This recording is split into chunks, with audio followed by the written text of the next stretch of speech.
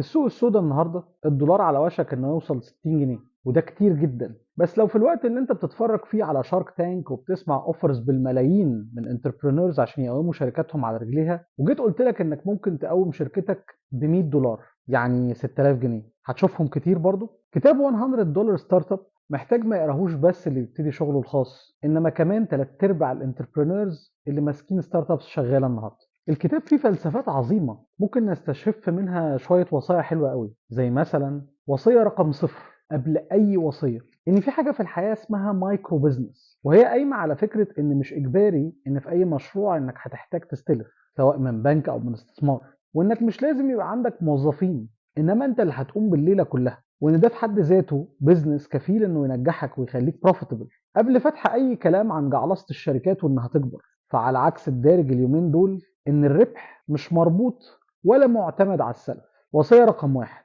إن في فرق ما بين فكرة الحرية والقيمة. أي حد بيبقى عايز يبتدي مشروع بيبقى فاكر إنه محتاج يستقيل عشان يبتدي مشروعه، عشان بيبقى فاكر إن القيمة اللي هيعملها هي الغاية والحرية هي الوسيلة للوصول للغاية دي. بس الحقيقة إنه العكس، الحرية هي اللي المفروض تبقى الغاية. انت من حقك تبقى حر ومسيطر على حياتك، والقيمة اللي انت هتعملها ما هي الا وسيلة ممتعة للوصول للسكة دي. الوصية التانية فكرة الموهبة وتعريفها. عجبني قوي مقولة قالها سكوت ادمز كاتب كوميكس ديلبرت الكوميدية الساخرة عن عالم الاعمال. توصيف سكوت ادمز لنفسه انه مش الشخص الاعظم في الموهبة، انما هو واحد اللي ميزه انه بيجمع مجموعة مواهب في نفس الوقت، حتى لو كل موهبة فيهم لوحدها عادية، زي مثلا ان رسمه عادي وحسه بالكوميديا معقول وعنده شوية كتابة لطيفة مع شوية معرفة بالبزنس. هم دول كلهم على بعض اللي خلوه يعملوا ديلبرت وحالة ديلبرت اللي بقت واحدة من كلاسيكيات الكوميكس الكوميدية. الوصية الثالثة كسر للمثل اللي بيقول ان لو اكلتني سمكة هبقى مديون لك يوم، ولو علمتني الصيد هبقى مديون لك عمري. الكتاب كان بيتكلم ازاي ان المثل ده بقدر ما هو مثل راقي لكنه بيكسر مبدأ البيزنس. تعليمك لحد الصيد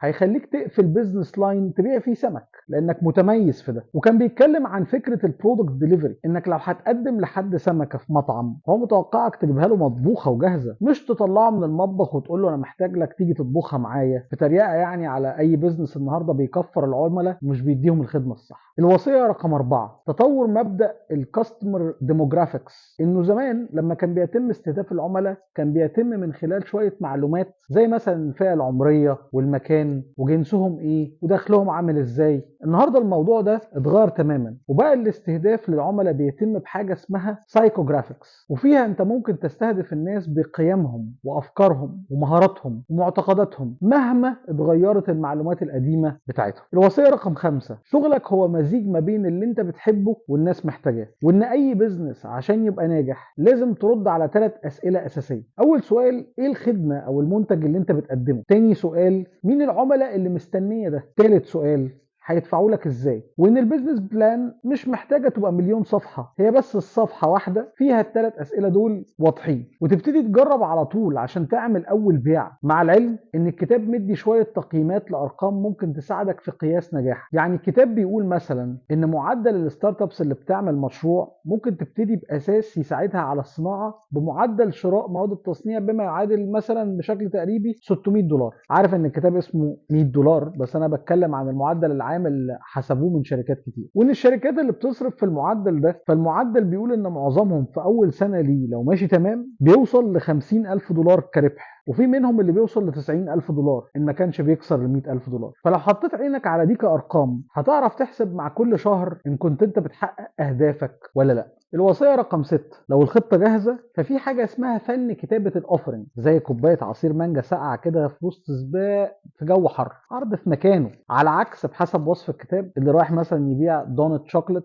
في سباق ناس من المفترض ان هم بيحاولوا يبقوا هيلثي، فطبيعي ان الناس هترفض حتى لو كانوا ممكن يقبلوا ان هم ياكلوا شوكليت في وقت تاني، لانهم ببساطه واخدين العرض ده في غير وقته. اي عرض محتاج ياخد 3 حاجات في الاعتبار وهو بيتكتب. اولهم الفريكوينتلي اسك كويستشن او الاسئله الدارجه، بس مش عشان يرد على اسئله استخدام بجد بقدر ما هو بيبقى معمول علشان يطمن الناس ويهدي مقاومتهم لاستخدام المنتج. تاني حاجه لازم يبقى في نوع من انواع ضمان المجانيه والعطاء لو حصل اي مشكله، في حاجه تدي الناس مساحه للتراجع لو حصل مشكله، فده يشجعهم اكتر ان هم ياخدوا خطوه تجاه المنتج بتاعك. واخيرا ان الناس تاخد اكتر من اللي انت هتبقى واعدهم بيه فيتوهموا بيك اكتر. الوصيه السابعه فن الاطلاق او الريليز، ان منتجك زيه زي اي فيلم سينما، مفيش فيلم سينما بيصدر من غير اعلانات بتسبقه. اعتماد شركات انتاج هوليود اصلا في الافلام بيبقى على اول اسبوع بسبب الاعلانات اللي بيبقوا عاملينها قبله، وانه لو ما حققش في اول كام اسبوع بيبقوا عارفين انه خلاص مش هيحقق. فعشان كده ما ينفعش تماما يعتمدوا ان احنا عملنا فيلم وهنطلعه ونجرب، عكس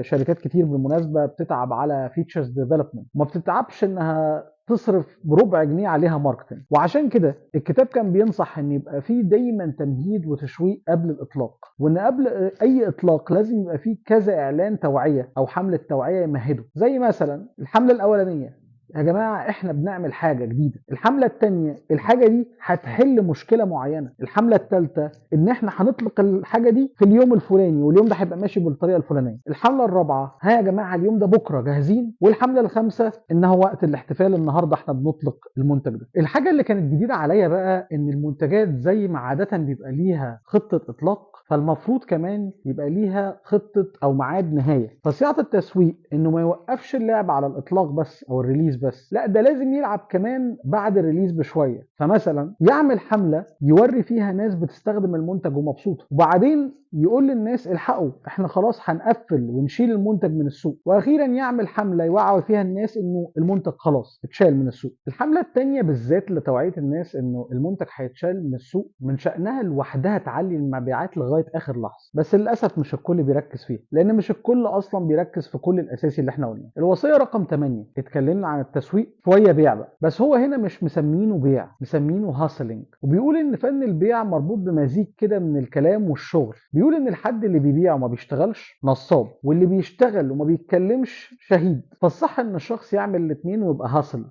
وكان بيقارن الهاسلينج بالاعتماد على البيد ادز، وكان بيقول ان الفرق مش كبير في المكاسب، وكانت المقارنه رايحه تجاه ان يعني الاعلانات عامله زي كده الجنس، الخيبان بس هو اللي بيدفع عشان يحصل عليه. قد يبدو المثل مش مهذب قوي، بس هو المورال بتاع المثل ده هو انك تخلي الناس تحبك فعلا، مش تعمل لهم اعلان خالي من اي تفاعل ومجرد انك تحط فيه فلوس، دي تعتبر حاجه ضعيفه منك كصاحب عمل. الاوقع انك تحط استثمارك في الشغل على كوميونتي والتعامل مع الناس وخدمتهم حقيقي، لان الموضوع مش المفروض يبقى بيع على قد ما هو ان انت بتساعد المجتمع، ولو انت بتعمل كده هيفرق معاك تبقى قريب من اللي بتخدمهم، مش بس عشان تبيع لهم انما عشان هم بجد فارقين معاك. وصية رقم 9 نجيب فلوس ازاي؟ بنعتمد على نفسنا، لان اللي قال ان البيزنس عشان يبقى مربح لازم يبتدي بكابيتال مرعب وعلى اساسه لازم نستلف اكيد كان غلطان، لان البيزنس ممكن يبقى مربح بانه يبتدي صغير ويجيب ربح عادي لو اتحط له الخطة الصح، ومع ذلك حتى لو زنقت معاك ومحتاج تستلف فممكن تفكر في حاجات زي الكيك ستارتر فاندز، ولو انها فعلا مجرد حاجه اختياريه مش زي ما السوق مصدر لنا انها لازم. صياعتك بس انك تسعر صح. التسعير بيسري عليه 3 حاجات، اولهم انك بتسعر مش قصاد التصنيع انما قصاد القيمه اللي بتقدمها. مثال، مش معنى انك بتصلح حاجه معقده بسرعه انك تاخد فيها فلوس قليله، لا زالت هي حاجه صعبه وغيرك في السوق ممكن ياخد فيها وقت اطول، انت بس بقيت اشطر واسرع فيها، فده ما يرخصكش انما كمان يغليك في الحقيقه. 2 ما تحطش سعر واحد، حط سعر للعادي وسعر تاني للي اعلى من العادي، زي مثلا الايفون والايفون برو والايفون برو ماكس. وهتستغرب لما تكتشف ان في ناس بتشتري الاغلى لغرض ان هم يحسوا ان هم الاغنى فقط، وناس تانية هتتحمس تشتري الارخص لمجرد انهم شايفين ان في مقارنه بالاغلى وعايزين يبقوا برضه ستيل على خدمتك، فبيحاولوا يدوروا على الارخص علشان ده يحمسهم ان هم يشتروا تحت مسمى ان هم كده بيوفروا. ثالثا انك تفضل تاخد فلوس بشكل مستمر، زي مثلا نتفليكس سبسكريبشن او القيمه المستمره اللي بتدفعها كل شهر للبنك لمجرد انك عندك كريدت كارد حتى لو ما استخدمتوش في الشهر ده. تصدق او ما تصدقش، بس رغم ان الفلوس هي عصب اي عمل، بس مش كل الانتربرينورز بيهتموا انهم يتاكدوا ان منتجاتهم اللي بتتعمل معموله عشان مربوطه بفلوس داخله لهم. الكتاب كان بيقول مقوله بيوصي الناس انها تاخد بالها من الموضوع ده، ولولاش انا شفت بعيني ناس مش بتاخد بالها ما كنتش هحس بالمقوله دي انها ليها لازمه وكانها اقرب للستيتنج اوبفيس، بس طلع ان في اوقات فعلا لازم نقول الواضح لانه مش دايما واضح. الوصيه رقم 10 كسبنا نكبر بقى. من اكتر الحاجات اللي لفتت انتباهي انه قعد اول كلمتين في الكتاب بيتكلم بس عن التاكد عن ان هو جاب ربح عشان يفكر بعدها انه يكبر. وحتى لما فكر انه يكبر ابتدى بفصل بيتكلم فيه عن طرق ازاي انك تكبر وانت لازلت لوحدك بتشكل شركه من قبل ما تجيب ناس، في حال يعني مش حابب انك تجيب ناس. وقد ايه ده كان بالنسبه لي ملهم، لانه على عكس السوق النهارده اللي فيه انتربرينورز كتيره في السوق بيحللوا القرش انهم يوظفوا جيش من الموظفين بدون اي حساب للمستقبل ولا مسؤوليه، لا ده هو هنا عايز يكبر بس لازال بيفكر طب هو عشان يكبر بجد محتاج ناس، ولا لازال ممكن يحاول يعمل شويه حركات وتركات من قبل ما يفكر يجيب ناس. وكان بيتكلم ان في شويه ارقام ممكن تحكمها عشان تكبر، وهي مثلا زي انك تزود عدد الناس اللي بيخش على خدمتك، او انك تزود النسبه منهم اللي فعلا بتشتري، او انك مثلا تزود نسبه المبيعات في الحركات زي مثلا الاب سيلينج اوردر، زي مثلا انك تزود بطاطس على الاوردر،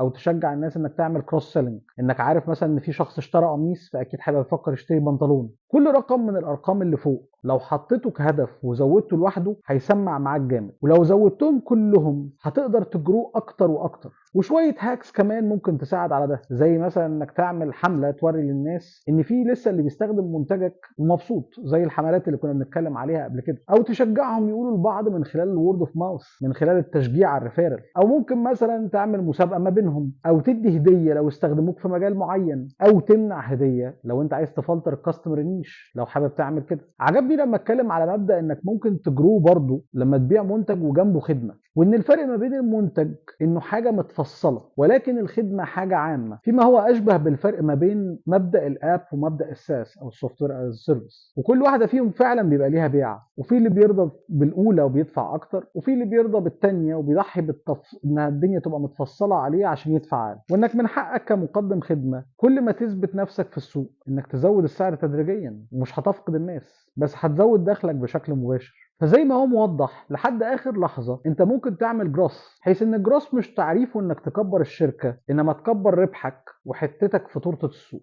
سواء على الجانب الاوريزونتال بانك تشتغل على منتجات جديده، او الفيرتيكال انك تركز في التعامل مع الناس والتسويق ليهم. وكل ده هيكبر من تورتتك وانت لوحدك لازل. وصيه رقم 11: بعد كل ده بقى من ربح وتاكيد على زياده الربح، ممكن ساعتها تفكر انك تجيب ناس. وكان بيقول ان الناس دي ليها 3 انواع: يا شركاء بارتنرز، يا موظفين او اوت سورسنج، يا مسوقين او افيليتس. عجبني نقطتين: انه لما كان بيتكلم عن الاوت سورسنج كانت قناعته شايفه انه الحاجه الوحيده اللي بينجح فيها الموديل بتاعهم لو انت هتجيبهم يعملوا حاجات محفوظه، وساعتها وجودهم بيساعد فعلا، حاجه كده اشبه يعني بالماس برودكشن، والعامل اللي بيشتغل على مكنه في مصنع العامل ده بيبقى اشبه بالشخص الحافظ مش فاهم. لكن لو انت جبته عشان يعمل حاجه ابداعيه في التواصل مع العملاء فانت كده بتحط البيزنس بتاعك في خطر. وفي الحاله دي فبالاولى ان الفلوس اللي كنت هتحطها في الاوت سورسنج تفكر انك تحطها ساعتها في بيبي سيتر او في حد من عيلتك يوفر لك وقت قصاده تعمل الحاجه الزياده اللي كنت هتعملها في الشغل بنفسك بدل الاوت سورسنج،